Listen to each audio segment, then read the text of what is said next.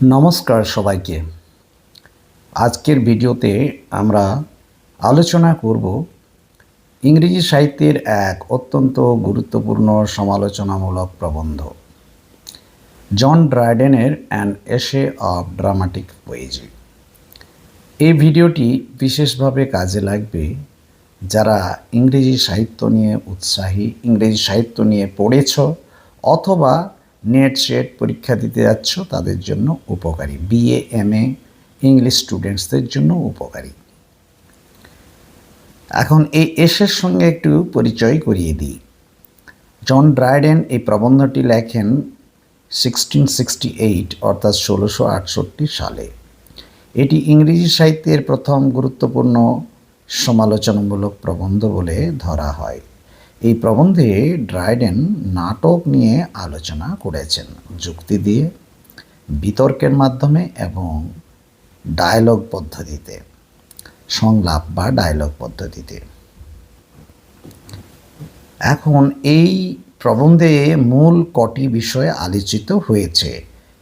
এখানে মোট 4টি মূল বিষয় আলোচনা করা হয়েছে। প্রথম বিষয় ancient drama versus modern drama, প্রাচীন গ্রিক রোমান নাটক বনাম আধুনিক ইংরেজি নাটক, এদের মধ্যে আলোচনা, একটি তুলনামূলক আলোচনা। ড্রাইডেন গ্রিক রোমান নাট্যকারদের সঙ্গে সমকালীন ইংরেজ নাট্যকারদের তুলনা করেছেন এবং বলেছেন প্রাচীন যারা ক্লাসিক্যাল ছিলেন অর্থাৎ গ্রিক রোমান, তারা শৃঙ্খলা এবং নিয়মে পারদর্শী ছিলেন, কিন্তু আধুনিকরা কল্পনা, আবেগ এবং বৈচিত্র্যে অনেক এগিয়ে। তবে ড্রাইডেনের মতে আধুনিক নাটক প্রাচীনদের চেয়ে আরও বেশি জীবন্ত এবং বাস্তবিক, ফলে আধুনিক নাটক তার কাছে বেশি লাইভলি এবং প্র্যাগম্যাটিক অর্থাৎ বাস্তবসম্মত বলে মনে হয়েছে। তিনি মডার্ন ইংরেজি নাটককে সমর্থন করেছেন। দ্বিতীয় বিষয় হলো French drama versus English drama. ফরাসি নাটক 3 ইউনিটিস, টাইম, প্লেস এবং অ্যাকশন, এগুলোকে কঠোরভাবে মেনে চলে। ইংরেজি নাটক নিয়মে বাঁধা নয়। এখানে তিনি ফরাসি নাটকের unity of time, place and action কঠোরভাবে মানার প্রবণতা এবং ইংরেজ নাটকের স্বাধীনতাকে তুলনা করার চেষ্টা করেছেন, যেখানে তিনি বলেছেন যে ফরাসি নাটক অনেক বেশি নিয়মনিষ্ঠ, ইংরেজি নাটক বেশি কিন্তু ন্যাচারাল এবং মানব জীবনের কাছাকাছি। তাই ড্রাইডেন ইংরেজ নাটককেই শ্রেষ্ঠ বলে মনে করেছেন। তৃতীয় বিষয়টি হলো ট্র্যাজি কমেডি, অর্থাৎ কমেডি এবং ট্র্যাজেডির সংমিশ্রণ, তাকে সমর্থন করা যায় কিনা। ড্রাইডেন ট্র্যাজেডি এবং কমেডির মিশ্রণকে সমর্থন করেছেন, কারণ তিনি মনে করেন বাস্তব জীবনেও সুখ এবং দুঃখ একসঙ্গে থাকে, ফলে ট্র্যাজেডি কমেডিকে গ্রহণ করার মধ্যে কোনো ত্রুটি নেই। চতুর্থ বিষয় যেটি তিনি বলেছেন সেটি হচ্ছে rhymed plus blank verse, rhymed verses blank verse. Dryden নাটকে রাইম ব্যবহারের পক্ষে প্রথমে যুক্তি দিয়েছিলেন, যদিও পরে তিনি নিজেই এই মত বদলান। ড্রাইডেন নাটকে রাইম ব্যবহারের পক্ষে যুক্তি দিলেও তার এই পরিবর্তন আমরা পরবর্তীকালে দেখতে পাই। এই অংশে তার চিন্তার দ্বন্দ্ব স্পষ্ট আমরা দেখি। So we find a kind of conflict in his opinion. এখন 4 জন চরিত্র কেন ব্যবহার করা হয়েছে এই নাটকে? ড্রাইডেন সরাসরি তত্ত্ব না লিখে 4 জন চরিত্রের মাধ্যমে, তাদের ডায়লগ বা সংলাপের মাধ্যমে বিষয়টি আলোচনা করেছেন। 4 জন চরিত্র কারা? তো 4 জন চরিত্রের নাম হলো ক্রাইটেস।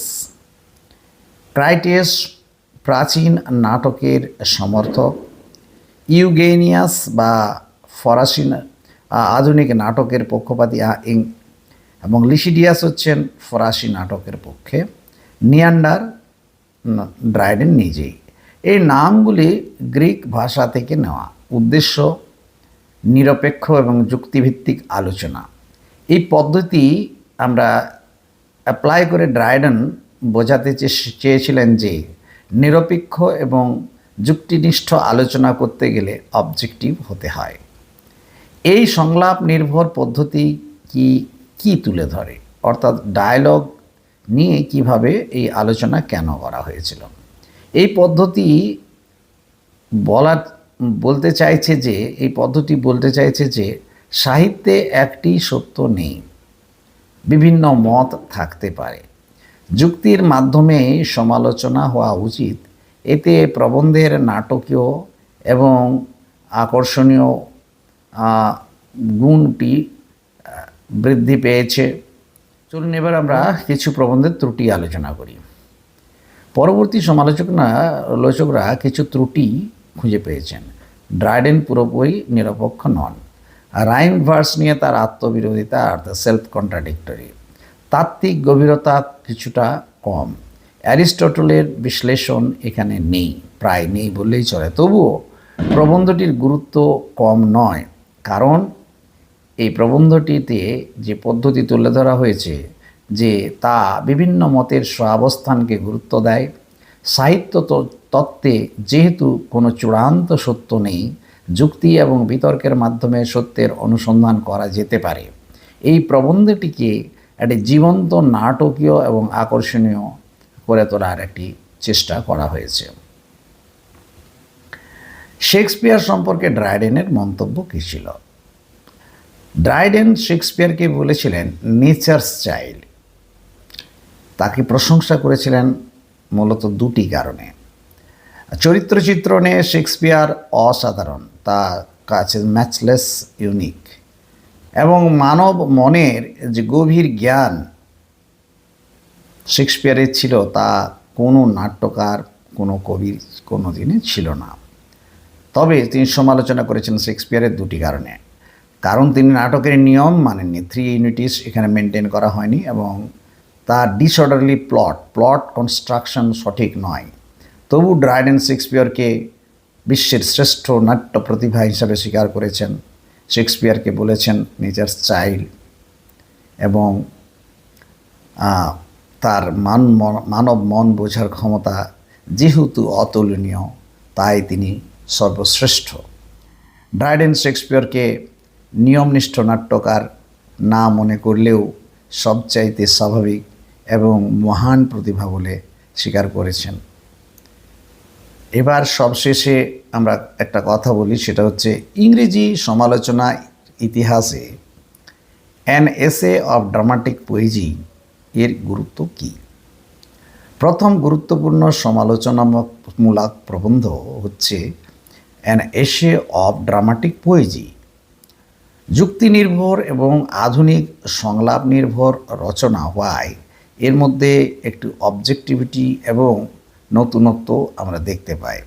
শেক্সপিয়ার এবং ইংরেজ নাটকের পক্ষে একটি শক্তিশালী দলিল এই প্রবন্ধটি। সব মিলিয়ে আমরা এসে অন ড্রামাটিক পোয়েজি ইংরেজি সমালোচনার একটি দিগন্ত, একটি নতুন মাইক ফলক।